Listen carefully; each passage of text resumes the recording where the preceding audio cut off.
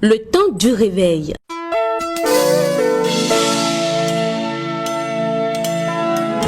Une émission du pasteur Gouli Serge de la Côte d'Ivoire. Tu peux faire ce que tu veux. Toi qui m'écoutes, personne ne te voit. Mais l'heure de la repentance est arrivée. L'heure de changer de vie est arrivée. L'heure de revenir à Dieu est arrivée. L'heure de craindre Dieu est arrivée. Le temps du réveil, l'émission qui vous éclaire à travers des thèmes poignants, des thèmes qui vous aident à approfondir vos connaissances sur le royaume des cieux. Un démon t'attaque, tu pleures en priant. Pourquoi? Nous sommes une puissance. Tu es une puissance. Tu n'as pas besoin de la protection d'un pasteur, d'un prophète, d'un évangéliste. Tu as besoin de la protection de Jésus. Et comme Jésus habite en toi, tu as la protection de Dieu déjà. Le temps du réveil, c'est sur Évangélique TV tous les mercredis à 20h. Le temps du réveil, une émission qui vous révèle les choses cachées que vous devez savoir.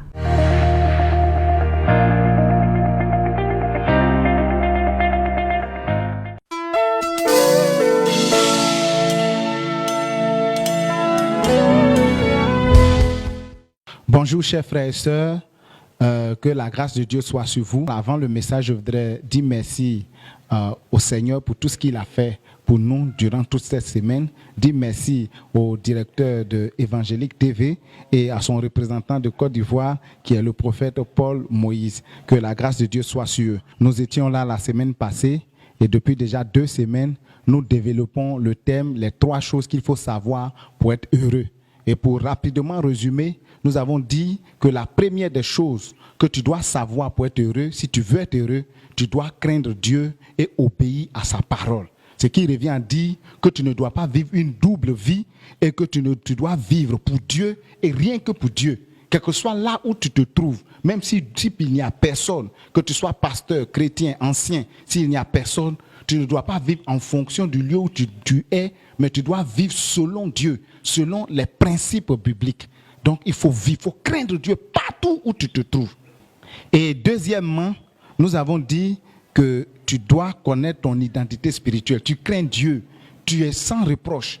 Mais si tu ne sais pas qui tu es, les démons vont faire de toi ce qu'ils veulent. C'est pour cela que tu dois savoir que tu es revêtu de la puissance de Dieu et tu dois plus croire à la présence et à l'amour de Dieu plus qu'à la présence des démons, à la manifestation des démons, aux attaques de Satan. Donc connaître ce que tu es, ton identité. Le troisième, donne. Souvent nous sommes pauvres et ne sommes pas heureux parce que tout simplement nous ne donnons pas à Dieu. Quand tu ne donnes pas à Dieu, quelle que soit l'autorité que tu as, tu peux craindre Dieu, tu peux être spirituel, tu peux dégager le feu, mais tu vas constater que tu es pauvre parce que tu ne donnes pas à Dieu. Donner à Dieu est primordial. Quand nous prenons nos Bibles dans le livre de Luc 6, le verset 38, il est écrit « Donne et il te sera donné. On versera à votre sein une bonne mesure, serrée, secouée et qui déborde, car on vous mesurera avec la mesure dont vous serez servi. » Il dit clairement « Donne et il te sera donné. » C'est ce qu'il faut. Si tu veux être béni, si tu veux qu'on te donne, tu dois être capable de donner. Si tu ne donnes pas, tu vas t'appauvrir. Tu seras spirituel, hein? Tu as respecté les 2 premiers. Tu seras spirituel, tu crains Dieu, tu respectes Dieu. Dieu est content de toi. Deuxième, tu dégages la puissance. Mais troisième, tu seras pauvre. Une fois, je suis allé en Europe, j'ai été invité en Europe. Et je constate que le pasteur faisait le culte dans son salon. Et ce que j'ai remarqué, c'est que les cultes du soir, quand ils font les cultes du soir, ils ne faisaient pas d'offrande. Et donc, j'ai remarqué ça plusieurs fois et j'ai interpellé le pasteur. Il dit, mais pourquoi quand vous faites les cultes le soir, vous ne faites pas d'offrande? Il m'a dit, non, c'est pour encourager les gens, pour ne pas que les gens sachent ou croient que c'est à cause d'offrande que lui fait le culte. Je lui ai dit, si tu ne fais pas faire d'offrande à tes brebis, c'est vrai, ils seront spirituels. Tu enseignes bien, mais ils seront pauvres. Et effectivement, il a témoigné que les chrétiens travaillent, ils ont des millions, ils ont l'argent, mais à chaque fois, ils n'arrivent pas à réaliser quelque chose avec ce qu'ils avaient. Ils ne se retrouvaient pas. Et souvent, il a besoin de garder l'argent de certains de ses fidèles sur lui-même pour les empêcher de dilapider. Donc, quand tu ne donnes pas à Dieu, tu t'appauvris. Pour être riche, pour recevoir l'argent, pour recevoir du bien matériel, il faut donner à Dieu. Souvent on dit, mais il y a des gens qui ne donnent pas et qui sont riches. Il est riche parce que quelqu'un a donné une fois pour lui. Quelqu'un dans sa famille a sémé, quelqu'un dans sa famille a donné à Dieu. Dieu dit c'est les 3 points. Si tu ne respectes pas le dernier point, tu seras spirituel, mais tu seras pauvre. Donner à 2 aspects fondamentaux qui sont l'action personnelle et le don d'adoration. Je prends l'action personnelle. Généralement, nous ne sommes pas bénis parce que nous voulons donner comme les autres donnent. Quand nous prenons la Bible, tous ceux qui ont donné et qui ont ressenti, qui ont eu en retour un bénéfice, ont donné de manière extraordinaire. C'est-à-dire, ils ont posé une action qui leur était personnelle, une action qui n'était pas copiée. Quand nous prenons Abraham, nous allons prendre avant Abraham. Abraham n'a pas copié l'offrande qu'il a voulu faire d'Isaac. Personne, c'est-à-dire que c'était une offrande qui venait de Dieu. Quand je prends l'action personnelle, tous ceux qui ont été bénis, quand nous prenons la Bible, et même physiquement de nos jours, c'est des gens qui ont posé des actions qui leur étaient personnelles. Quelque chose que quelqu'un n'avait pas vécu. Nous ne sommes pas bénis parce que souvent nous écoutons le témoignage des autres et nous voulons copier ce qu'ils ont fait. Parce qu'il a fait quelque chose et il a été béni. Toi aussi tu regardes ce qu'il a fait et tu veux copier. Quand nous prenons Abraham, avant Abraham, personne n'avait fait l'offrande que Abraham avait fait. Avant Salomon, personne n'avait fait l'offrande que Salomon avait fait. Quand nous prenons David, David a dit à ce monsieur, je ne donnerai pas à l'Éternel ce qu'il ne m'a point coûté. Et David ne s'est pas arrêté là. David était l'un des rares, depuis le temps de Moïse jusqu'à son temps, à avoir réfléchi à construire un temple pour l'Éternel. Et aujourd'hui, Jésus que nous tous nous adorons, Jésus est appelé le fils de David. Quand tu poses une action personnelle que personne n'a fait, tu as prié Dieu, Seigneur, qu'est-ce que tu veux que je fasse pour toi? Et que Dieu t'a dit ce que tu dois faire, et que tu obéis à la voix de Dieu, tu reçois les bénéfices de ce que tu as posé comme action. Amen. C'est ça. Nous ne sommes pas bénis parce que nous copions. Quelqu'un a donné tout son salaire. Toi aussi, tu te lèves, tu donnes tout ton salaire. Et comme il a dit, il a donné tout son salaire et il a eu des milliards. Tu attends en retour aussi les milliards. Quand toi, tu donnes ton salaire, tu ne pourras jamais recevoir de Dieu. Donc, il faut poser, pour être béni, il faut poser des actions qui te sont personnelles. Il faut réfléchir, il faut poser des actions. Et tu vas voir que ces actions-là vont porter leurs fruits. Mais si tu veux faire comme les autres, tu veux copier les témoins des autres, tu vas voir que tu vas maintes fois donner, mais tu ne verras pas. Parce que tu donnes. Pourquoi? Tu donnes pour recevoir. Tu donnes, parce que pour toi, quand tu donnes net, il faut que tu reçoives. Et beaucoup donnent et ne reçoivent pas en retour. Parce que tout simplement, ils veulent copier les autres. Ils veulent faire comme les autres. Ils veulent donner pour que Dieu lui donne. Mais quand tu donnes à Dieu, là, Dieu n'est pas obligé de te donner. Amen. C'est en cela que le don de l'adoration, la partie adoration qui est la deuxième partie intervient. Si toi, ton offrande n'est pas une offrande d'adoration, c'est-à-dire quoi? Tu donnes à Dieu, pas pour recevoir, mais pour lui dire que tout ce que tu as lui appartient. C'est ça qui est le don, qui est un don d'adoration. C'est que le don que tu lui fais là, c'est pour reconnaître ce que Dieu est, pour lui dire que ton argent, ton or, tout ce que tu as lui appartient. Tant que tu fais cette offrande à Dieu, tu vas voir que tu vas avoir les fruits. Mais quand nous donnons à Dieu, Dieu teste l'offrande que nous lui faisons. Dieu teste l'offrande que nous faisons. Généralement, on pense que quand on donne à Dieu, on doit en même temps recevoir. Et certains, quand ils ne reçoivent pas, ils sont découragés. Parce qu'ils se disent que je donne et je ne reçois pas. À chaque fois que tu poses une action, que tu poses un don d'adoration, Dieu va tester pour voir si c'est vraiment un don d'adoration. Une année, j'ai décidé de poser une action.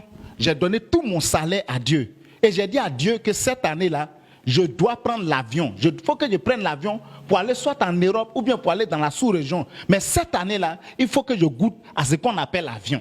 Et donc j'ai prié. Quand j'ai fini de prier, quelque temps après, j'ai eu une occasion d'aller en France. Donc on a déposé tous les papiers, nous étions nombreux. Et à la première vague, je n'ai pas eu le visa. Et certains ont eu le visa. J'ai souscrit à la deuxième vague. Et à la deuxième vague, nous étions autour de 30 et quelques là-bas. Donc je priais tout le temps, je jeûnais, je rappelais l'offrande que j'avais fait à Dieu. Et à ma grande surprise, on m'appelle, pendant qu'on m'a rassuré que tout le monde était admis, tout le monde avait eu le visa. On m'appelle, on me dit, sur les 30 qu'on était, c'est moi seul qui n'avais pas eu le visa. J'étais le seul qui n'avait pas eu le visa.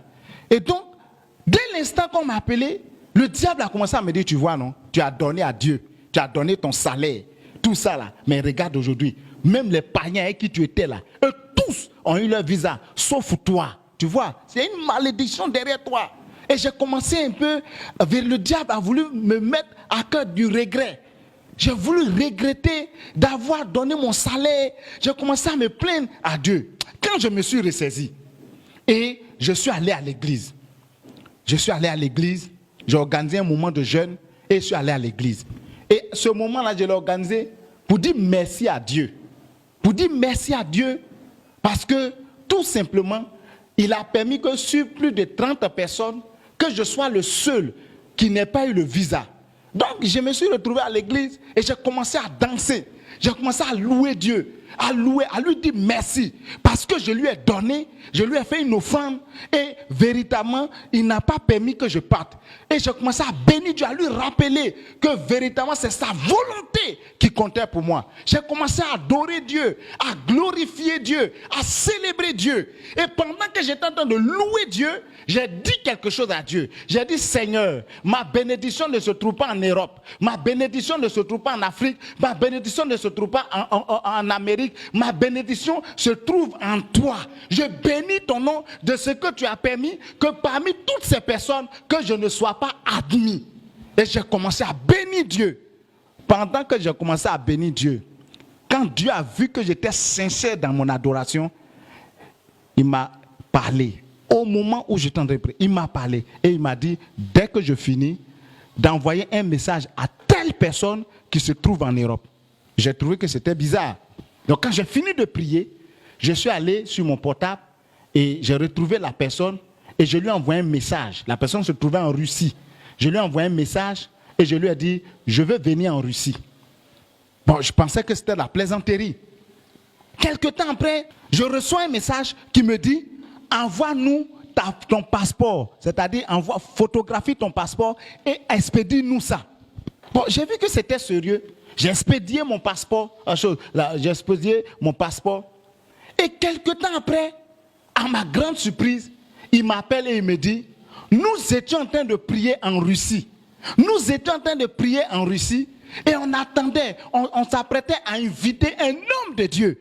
Mais à notre grande surprise, tu nous envoies un message pour dire que tu voulais venir. Tu es la réponse à notre prière. Amen. Tu es la réponse à notre prière. J'étais étonné. Pourquoi la réponse? Moi, petit comme ça, réponse à la prière d'une église qui se trouve en Russie et qui priait pour qu'un homme de Dieu vienne. Le diable m'avait fait croire que c'était une malédiction quand j'avais donné. Mais Dieu me réservait le meilleur. Au début, je pensais que c'était amusement.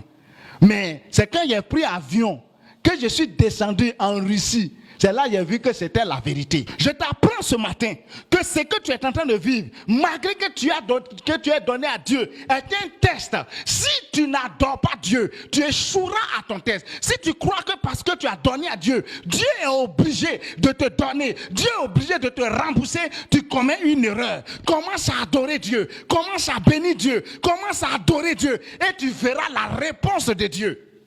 Souvent, Dieu teste ce que nous donnons pour voir si c'est d'un cœur sincère que nous lui avons donné. Mais la plupart du temps, nous échouons parce que nous donnons, parce que nous attendons quelque chose de Dieu. Alléluia. Et le diable me dit que c'est malédiction. Ce qui t'arrive n'est pas une malédiction.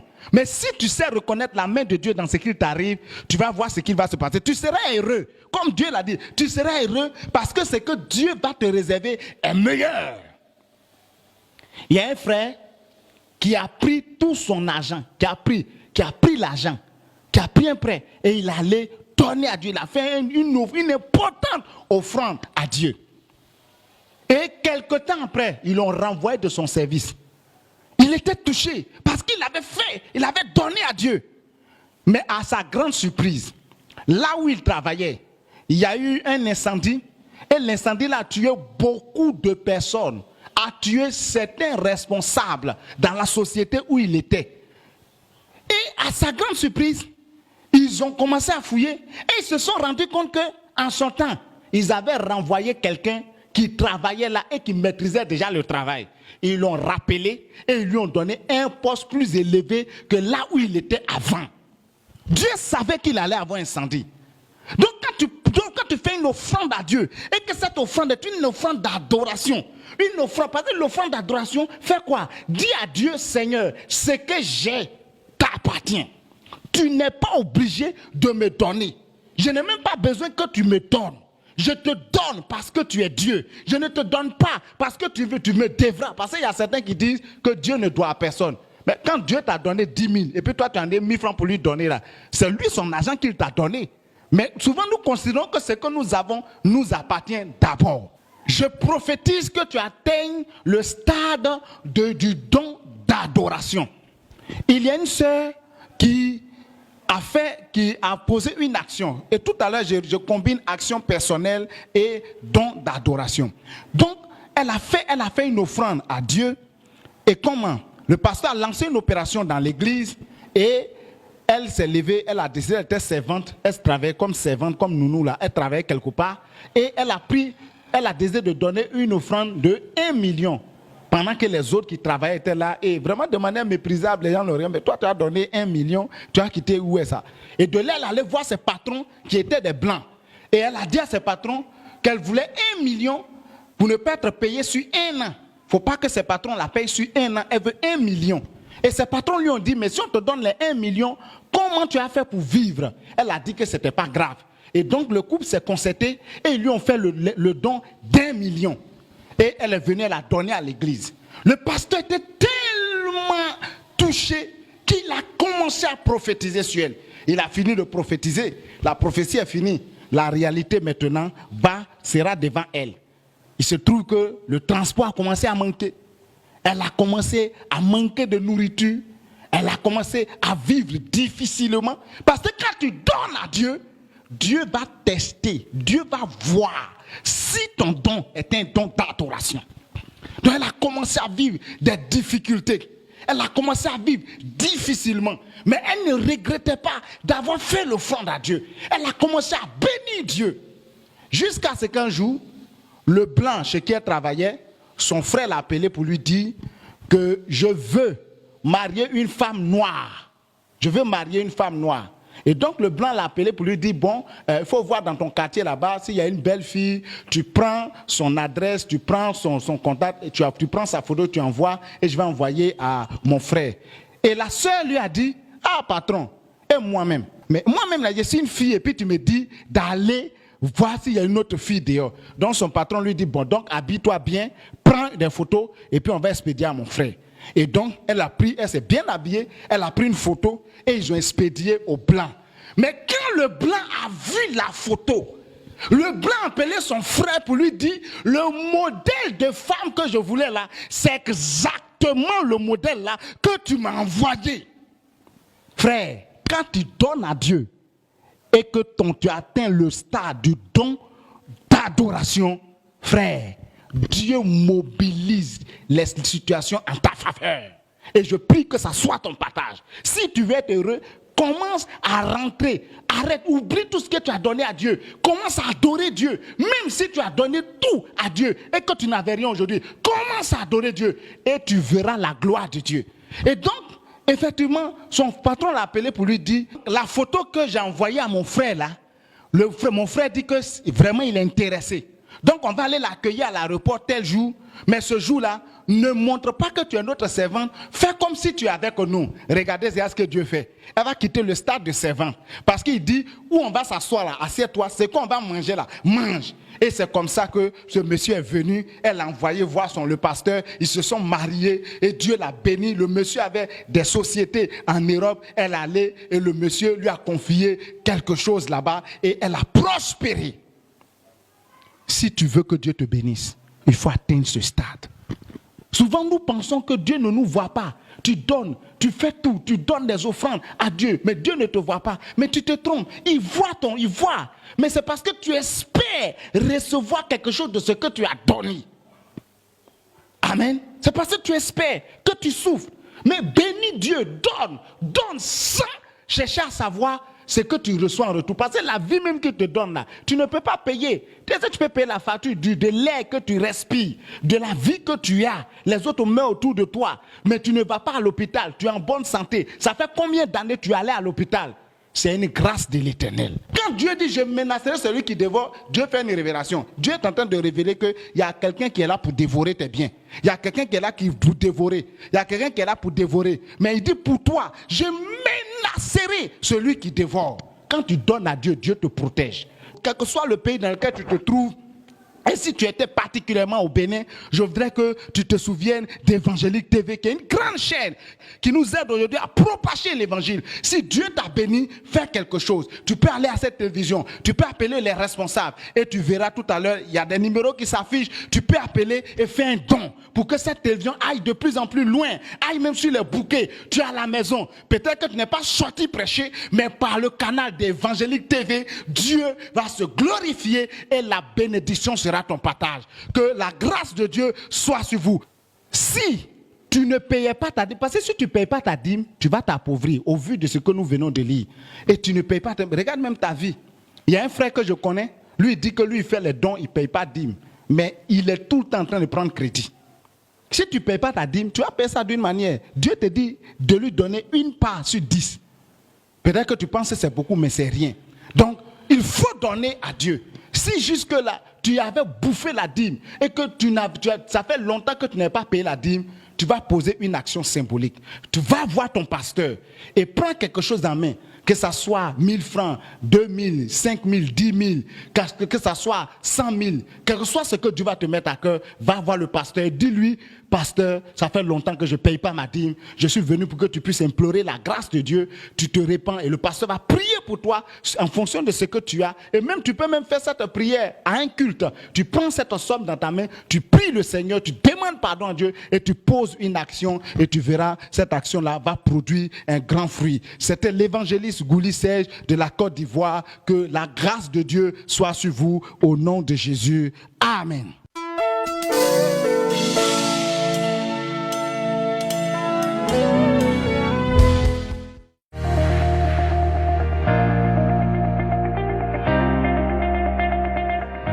Le temps du réveil.